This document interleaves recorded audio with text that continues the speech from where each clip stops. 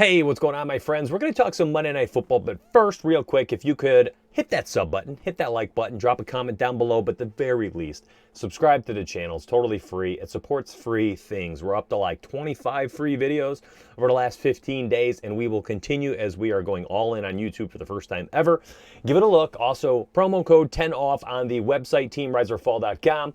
Makes our entire company, all sports, fantasy football, everything, DFS, all DFS sports, all cheat sheets, projections, player pools, picks, building blocks, all of that. And Discord, of course, just $19.99 for your first month. And you are also going to get a $20 discount at fantasycruncher.com because we're partnered with them.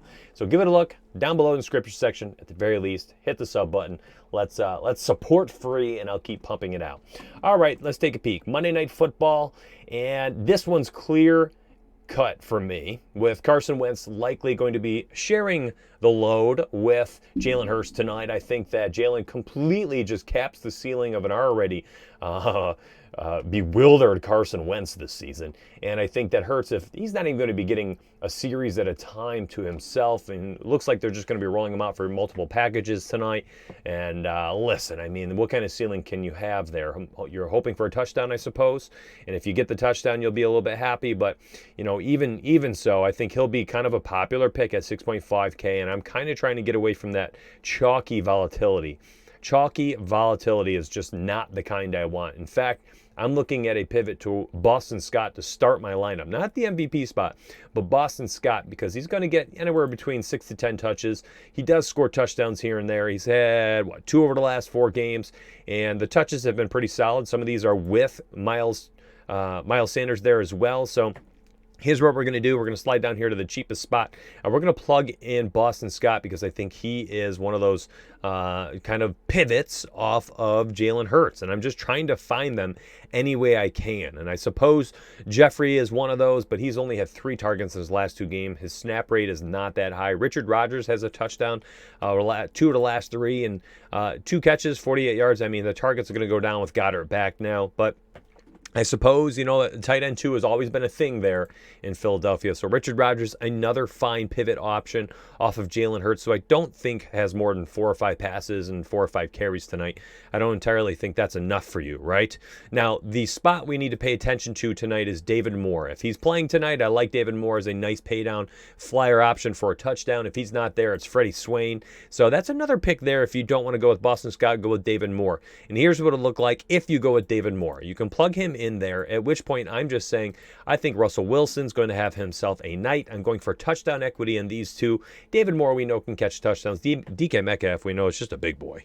You could put him in there in a big boy spot. Primetime game, I think this is one of those types of games where he can go absolutely bonkers. The return of Chris Carson, I think people might be shying away from him because apparently the Seattle Seahawks have a bevy of backups who can shoulder the load, but I think Carson enters in here, gets 15 to 18 touches. He should get first crack at the red zone. If you plug him in, now you've got 10K left over for this last flex spot. A lot of different directions you can go to here. You can go Goddard, hope for some touchdown upside. Travis Fulgham, I think, is lower owned than Rieger for name brand only. And Fulgham, listen, he's had 12 targets over the last 2 games. I think only 2 catches. Something brutal, right? 5 targets, 7 targets. He's had 1 catch for 8 yards in both games. That's awful. This is game log watchers, despair here. They're not going to go here. I am happy to go there. Dallas Goedert, phenomenal choice. I mean, you can finish off your lineup like this. And, listen, Goddard's going to get 6+ targets, likely, just like he did the first 2 games. This is a fairly high floor ceiling combo for a tight end spot at 10K. So you could plug him in, run out a 401 stack, which is ideal over there on FanDuel.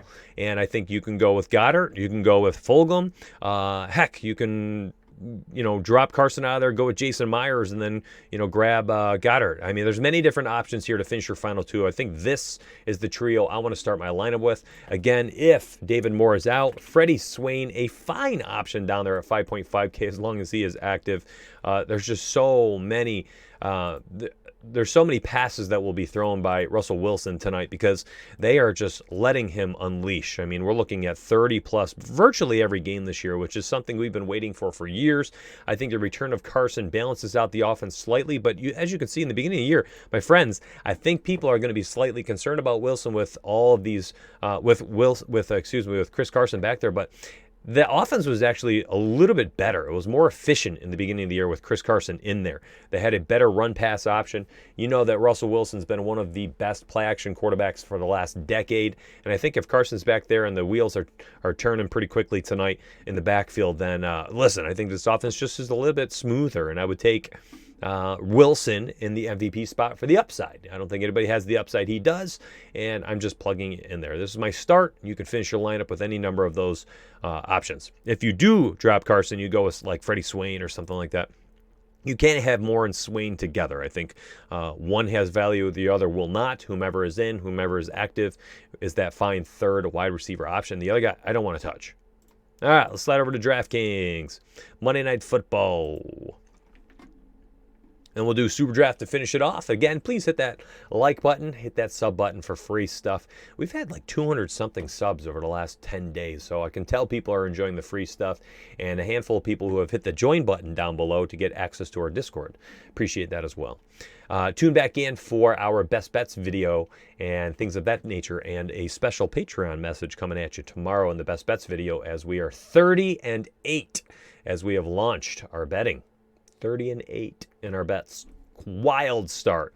And I'm going to start giving you some Patreon access. So stay tuned. Hit that sub button if you want to get that announcement. All right, so over here, wide receivers rule the day on DraftKings. We need that PPR upside. They always win. On FanDuel, it is quarterbacks and running backs that you want to use in the MVP spot. We're playing the probability game. Probability of a showdown captain over here on DraftKings, I believe, is 74% wins this year, has been wide receiver or tight ends at the showdown captain spot. And tight ends, very small percentage, but it's been pass catchers, which is going to be a wide receiver. So I think you go Lockett here, since we went Metcalf over there at we invested in Metcalf on FanDuel. So for you single entry people, you can hedge your investments slightly, but still be on the same passing game and do something like this.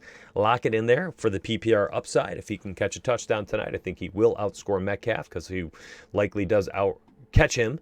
And I'll plug in Russell Wilson here, and I have myself a whole lot of money left over at 5,700. I think you can even go Seahawks defense, which they have been playing a lot better. And heck, I mean, we know pressure is getting to Carson Wentz this year, and Carson Wentz is turning the ball over. He leads the league in interceptions, leads the league in sacks, sacks absorbed, and you have a team that's starting to put a lot of pressure on opposing quarterbacks.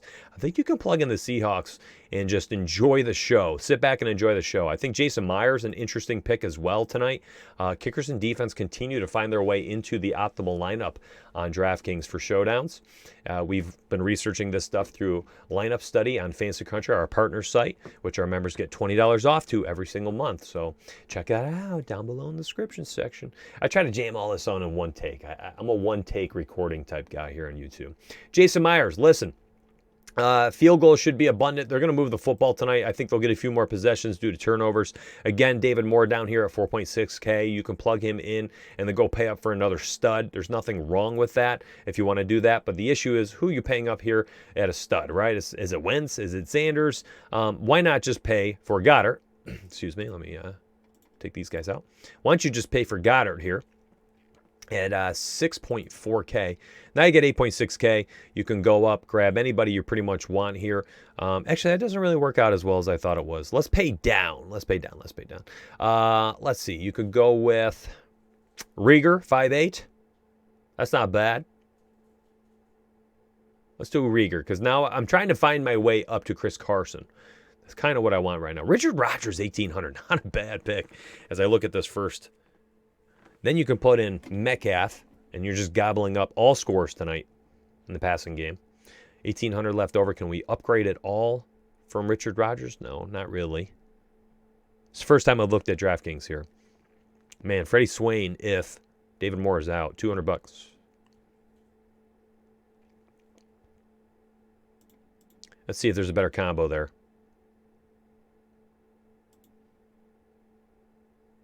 All right. Miles Sanders and Rieger combo, interesting down there. Or, as we were just looking at, I mean, it just comes down to you. What do you think has the better upside? That's your final two spots. Is your upside combo DK Metcalf and Richard Rodgers? Or is it the two Rieger and Sanders combination, then you're running out a 4-2 combo. I think because we're inherently saying we want the Seahawks defense in there, I think I'm going pure upside like this, something like this. And you're just going to eat the salary. Who cares about the salary loss? That stuff's irrelevant for this. We know that. And there we go. Let's take a peek at Superdraft real quick. Why not, right? We got a second. That's a short, quick video. Looks like we're going to keep it under 12 minutes tonight. All right, so what's this? $12. Looks like first place prize is, ooh, my friends, that is not bad. $6,500. First place gets $6,500. Second place, $32. Third place, $17. And fourth place gets $1,200. Let's take a peek over here at these multipliers. 1.5 multiplier, Russell Wilson, hard to ignore. Tyler Lockett, 2.25. Ooh, that is nice. That is real nice. Lockett, it's going to be hard for me to avoid him. I'll plug in Russell Wilson. Probably even plug in Metcalf. Just gobble up as many sure points as I can on a night like this.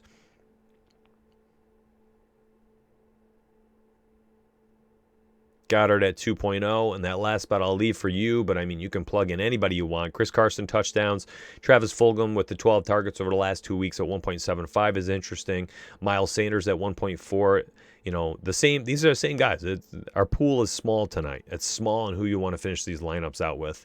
So good luck, my friends. I hope this got your juices flowing. I really just wanted to kind of highlight a few thoughts of mine on each site as I went through these. Very, very simple video. Just kind of want to give you a nice foundation. You got to put a little bit more effort into it. I, for one, need to do this next. I have not even looked at what our initial projections are for this game. So I'll go to the tools, I'll go to the study hub, and I will slide over, and I'm going to change the filter here so I can see the Monday night game. And let's see, Seattle and Philadelphia. And take a peek at some of these types of ratings. Miles Sanders comes in with the third highest rating for tonight. All right. Do some research on their targets, touches, snap rates. Go look at points given up to different positions. Seattle getting destroyed by opposing wide receivers, of course, because if I go to the game flow tab, and sort Seattle and Philly, I can see that Seattle is giving up 343 yards per game through the air. Ooh, absolutely brutal. All right, my friends, good luck. I'll catch you on the inside. And remember, check back in, hit that sub button, hit that like button so you can get the NFL best bets, props, picks, and predictions video, and another 6 or 7 videos for the rest of the week. All right? Take care.